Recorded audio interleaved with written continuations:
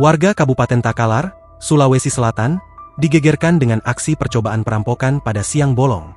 Korban sempat disekap sebelum akhirnya aksi pelaku kepergok, hingga membuat minibus pelaku menjadi sasaran amukan warga lantaran pelaku berhasil melarikan diri pada Kamis, 23 Oktober 2025. Peristiwa yang terjadi pada pukul 14.30 waktu Indonesia Tengah, Rabu, 22 Oktober 2025, di Desa Moncongkomba, Kecamatan Polongbangkeng Selatan, Kabupaten Takalar, Sulawesi Selatan, bermula saat korban, Daeng BL, 68, memergoki seorang pria bertopeng yang masuk melalui pintu belakang rumahnya.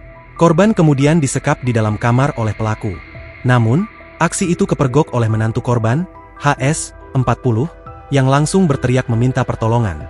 Teriakan tersebut membuat pelaku panik dan kabur melalui pintu belakang. Sementara itu, puluhan warga yang datang menemukan satu unit minibus berwarna kuning yang terparkir di depan rumah korban. Saat diperiksa warga, di dalam mobil ditemukan sebuah linggis yang diduga milik pelaku. Warga semakin dibuat heboh lantaran di dalam mobil tersebut juga ditemukan kartu identitas polisi. Temuan itu memicu berbagai spekulasi di masyarakat, termasuk dugaan keterlibatan oknum aparat dalam kasus ini.